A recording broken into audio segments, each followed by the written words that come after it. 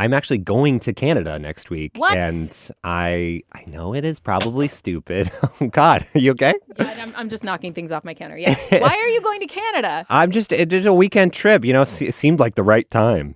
I am a little nervous that they're going to throw me, into the sea. But they're going to love you, Scott. Don't worry. Just hold your head high and say loudly, I'm a journalist. Anything you do is being recorded.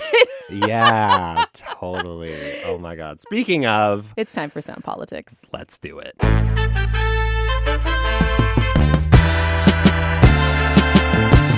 I got to be real with you, Libby. I have done a bad job of keeping up with tariff news until this week. I don't know. It just felt like every time there was an important tariff announcement, it would get reversed or changed or held off. And I was kind of like, oh, I guess I'll pay attention to it later. Yeah, it's like stop, start, stop, start. It's been tons of announcements, a lot of reversals, depending on what deal was cut. But I don't blame you. It's been really tough.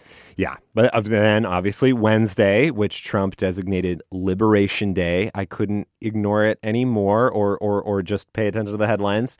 The real deal, international tariffs came down, sort of, yes. And we were sitting there just trying to, figure out which ones apply to which countries and which products, and it was so much. Yeah, okay, the auto tariffs, but they don't apply if you are importers that comply with the U.S. agreement between Canada and Mexico. They're just super complicated. There is a flat 10% tax now that's going to be implemented on goods imported from most all trading partners, Canada and Mexico exempted. Right. Then there's a lot of higher additional tariffs on some countries, higher than some economists had expected. Right.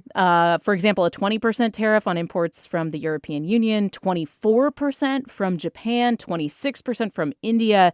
Even more on China. That total is now up to 54% with the additional tariffs from earlier in the administration.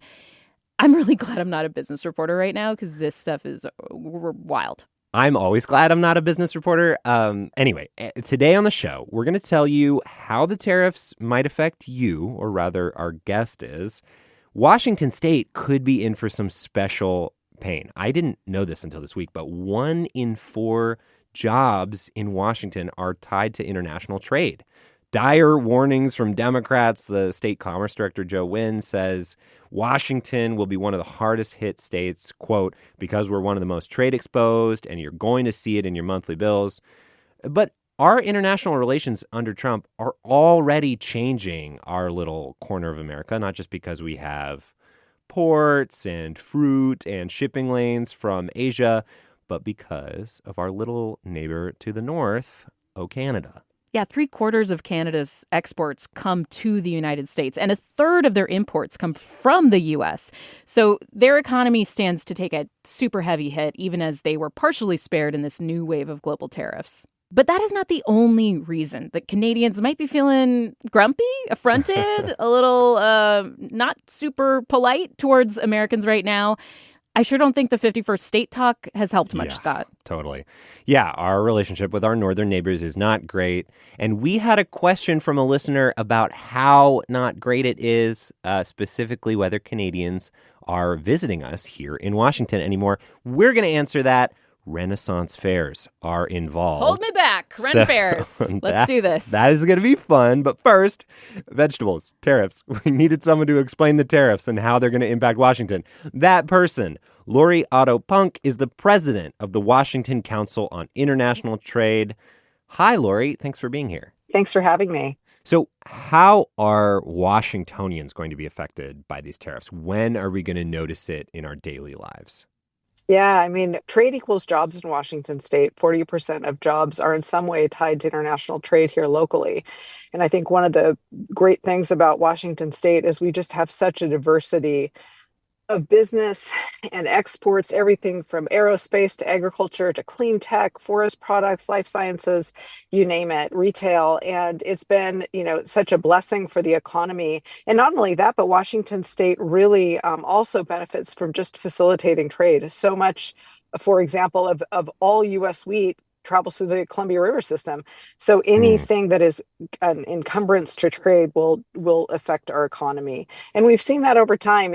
Tariffs have been in place through the first Trump administration as well as during the Biden administration, and not to the level that we are seeing now. But we've seen it, and we've seen that it has already been a drag. And so we know that these very, very aggressive measures are going to be more consequential as well. That it will not just cost more at the grocery store and at the gas tank, but also just with the ability for us to continue to sustain the jobs that we've been able to through this incredible economy that is Washington State. Yeah. I was thinking about how our state really benefited from the free trade era, right? That now seems, I think, over. I don't know if it's safe to say that.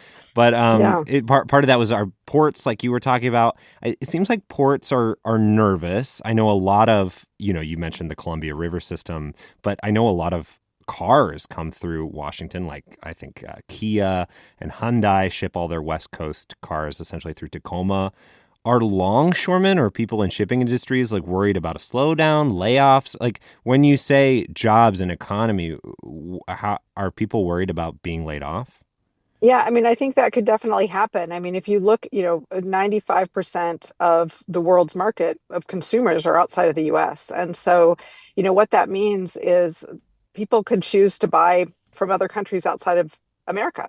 Just because the US has really retreated from trade leadership over the past several years and is tripling down on it right now doesn't mean that there aren't other countries that are really pivoting to pick up the slack and pick up the uncertainty here. So what we worry about is both consumer prices going up and then just demand for our products, goods, and services really plummeting because of these self-imposed higher prices that we're putting on the world market. And so from that, a lot of countries will choose to, countries and consumers will choose to buy from other places. I like to think about it as, the United States is a big grocery store.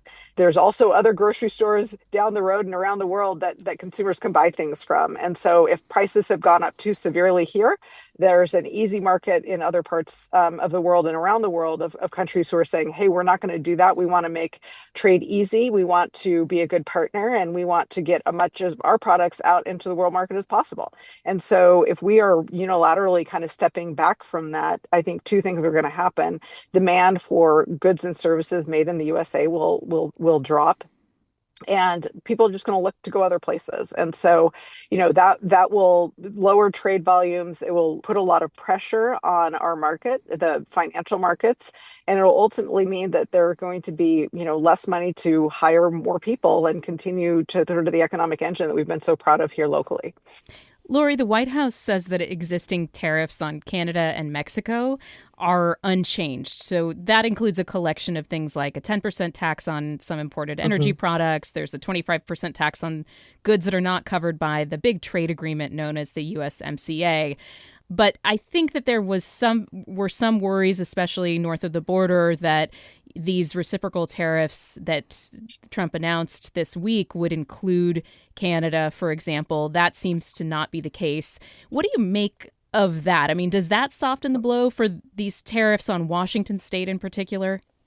I think I'm glad, that it won't escalate further. But I can say, we hosted a big conference here the other week, and the Canadians are really frustrated and candidly mad. The U.S. has been historically an incredible ally, and Washington has been an amazing beneficiary of the warm relationships between the U.S. and Canada, and the warm relationships between Washington State and Vancouver and the region up there. And so, to kind of pick a fight with one of our closest allies, to kind of pick economic warfare with one of the countries that we have such close, not just economic ties, but cultural ties to, friendships with, is really, really dangerous. And I think Canadians in particular take this action personally. And so I'm glad to see there wasn't sort of a doubling down more on Canada, but I think the damage has already been done. And so I think it's going to be a long way to dig out of that for Washington State. You've already seen a, decrease in travel to the US, particularly from our friends up north. And I think we will continue to see that as we kind of continue to pick this fight. I think President Trump would frame it, and he has framed it as he's finally fighting back when the United States has not been getting a fair shake from trading partners. You know, he's talked about countries ripping us off and went on about Canada at the Rose Garden speech, even though, again, not adding additional tariffs on Canada in this announcement. He was claiming that there's a $200 billion trade deficit with Canada. That's not accurate. It's more like 30 to 70 billion. But the case that he's making is that the U.S. has been taken advantage of for too long and that he's fighting back. What do you say to that, Lori? I'd say that I think what we've seen of the tariff policies over the last 8 years, they've really failed to achieve the goals. Well, they've imposed a lot of costs and many lost opportunities for our state. I mean, we all want to make sure that there's a level playing field. But if you look at examples about what these tariffs have done, one telling example has been really related to apples. India, for example, imposed a retaliatory tariff on U.S. apples that caused shipments out of Washington state to drop by 99%. And growers lost hundreds of millions of dollars in exports. And even when there was some tariff relief back in 2022, we still haven't come back from that. So I guess what I would say is tariffs are a very, very blunt instrument. Countries will retaliate very quickly, and it's not like a light switch that you can turn on and turn off and assume that the traffic and the purchases will come back.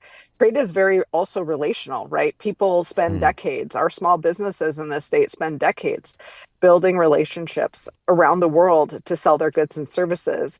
And so, while I think there's always room to improve market access issues and other barriers that might stop, U.S. goods and services from getting into specific markets, I do think that this aggressive approach on trade and tariff policy may not be the thing that really turns this around, and in fact will just pivot international buyers to other countries around the globe. Lori Otto-Punk is the president of the Washington Council on International Trade. Lori, thank you. Thank you so much. Trade can be hard for me to wrap my mind around as a thing and not just a bunch of Moody's slide decks, or spreadsheets. Whatever. Yeah. But I liked something Lori told our producer before the interview.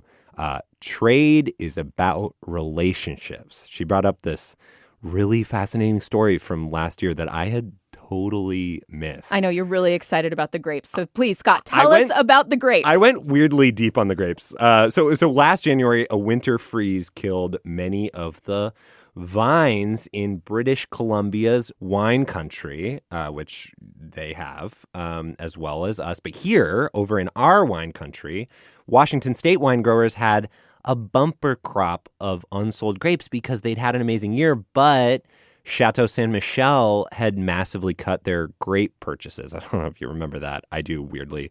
I did not remember this. They worked together with the BC, wine makers on regulations and pricing and taxes and getting our grapes over the border.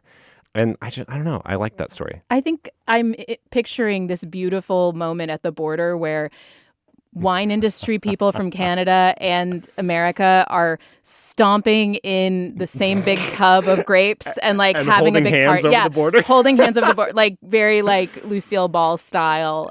It's gorgeous. What a wonderful relationship. That was last year. And now, we're talking today, right, about our somewhat dysfunctional relationship with our neighbors to the north. Things have changed. Yeah, things have changed. So we got a listener question about this. They didn't want to share their name, but here's what the email said.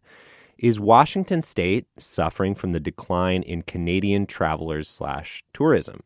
Here in Whatcom County, they contribute to a huge part of our economy, and the border towns of Blaine and Sumas are struggling without the Canadian crossers. Gas and groceries, Costco and Trader Joe's are two of the most sought after from our northern friends. Some residents of the county may love that there's less congestion, especially in Trader Joe's parking lots.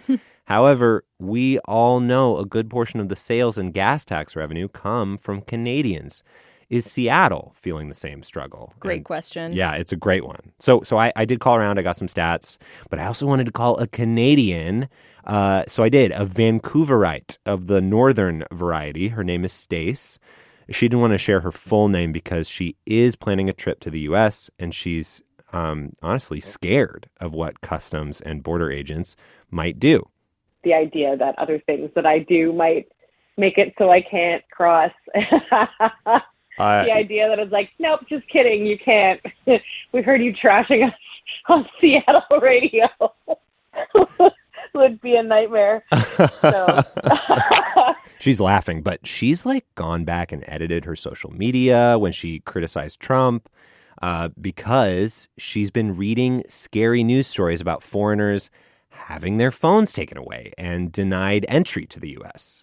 Yeah, there was that French scientist who was denied entry when anti-Trump statements were found on his phone. People are getting picked up for op-eds that they wrote in student newspapers. I mean, this is not a joke. Yeah, no, totally. But but here's the thing. Stace used to come over the border into the U.S. all the time. She'd roller derby at this cool rink in Linden. She'd go all the places Canada doesn't have or where they don't have the same brands. Certainly things that we used to do a lot of. We used to bomb down a Trader Joe's and Target and Costco and Ulta. You know, we would go over across the border, make a day of it. We're not doing that anymore. And the stats say that Stace is not alone. British Columbia license plates crossing the border south dropped 42% last month compared to March of last year. CBC said they took a sharp downward turn after Trump imposed tariffs in the first week of March amid a wave of anti-U.S. sentiment. And that's according to the Transportation Ministry in BC. The BC Premier said Canadians should reconsider traveling to the U.S. The Premier is like the governor. The CBC is like their NPR. Instead of departments, there's ministries. Everything's different up there. Yeah, kind of like going to Harry Potter World. It's exactly like that, yeah. But our listener was totally right. Bellingham is seeing an impact. Whatcom County's hotel and lodging occupancy rates were down 17% in February, which is way, way lower than the state as a whole. Like, as a whole, we just dropped like 0.2%. So those border areas are really being affected. I was reading a CBC report, actually, with a Vancouver travel agency that normally right now would be booking a ton of trips for Canadians to go down to, sunny places, San Diego, stuff like that. And this anecdotal story is that the travel agency is seeing no travel to the U.S. Like, it is dried up right now. I'm surprised travel agencies still exist. They do. People do them. I don't know why, but they do. And we saw those posts on TikTok and Blue Sky about the empty Trader Joe's near the border, the northern part of our state, lack of BC license plates in parking lots. What about statewide or in Seattle, Scott? I mean, that was in the question, too. Are we feeling the effects? And so that's a little bit harder to figure out, right? Because you're right. The travel agencies might be not booking, but we won't. They would be booking for summer, so we might not see. Yeah, there's a lag effect. Right, exactly. It will probably have an impact because Canadians made up almost 5% of Seattle and King County's visitors in 2023. That's what Visit Seattle told me. And Canadians spent more than $500 million here in 2023. So, yeah, potential impacts. We'll know better this summer. Incidentally, that is when Stace is planning her first Washington state trip since Trump got elected the second time. Is this the part with the Renaissance Fair? Yeah, Lace up your corsets, everybody. That's right. She's coming to the Midsummer Ren Fair in Snohomish County. Her first Ren Fair ever. Okay, so this makes a lot of sense to me because I have this overarching theory. It feels like Trump is trying to move the presidency into this patronage style role where everything is about trading favors and the wealth and power of the nation is flowing through one person yet again. So kind of a monarchy is that what you're saying? Yeah, it gives you monarchy vibes. Stace is really just leaning in by having her first Ren Fair be in our newly techno-feudalist state, right? So welcome, Stace. Oh, my God. Yeah, I just wanted to know, do they? Well, let's play the tape. Stupid question. Stupid American question. What's that? Do they have Ren Fairs in Canada? I don't think so, quite to the extent that you folks have down here. Honest to goodness, I've thought about it, and I don't remember ever seeing a Ren Fair being advertised up here. Sounds like it's time to set up a Ministry of Creative Anachronism, Canada. A light Google search says there are Ren fairs in Canada, but more in maybe Calgary and Quebec. I think we're the closest to British Columbia. I can't believe we do medieval better than a literal realm of the crown. But that's all the time for what's a medieval voice? Privy, listen next week to the next Sound Politics episode. Until we meet again, Fare until thee our well. paths cross, Sound Politics will be back next week. You're Scott Greenstone. I'm Libby Denkmann. Our producer this week is Hans Anderson, who is way better at speaking medieval than we are. I've heard it. Our editor is Gabe Spitzer. And if you love listening to us as much as we love listening to ourselves, consider a donation. There's a link in the show notes or at kuow.org/politics. Big thanks, big ups to the folks who have given recently. We are so grateful. And their names are? Yeah, they are Molly, Calvin, Scott, Chris, and Anthony in Seattle. Thank you all so much. I really appreciate it. Let's keep this gravy train going. Go to kuow.org/politics.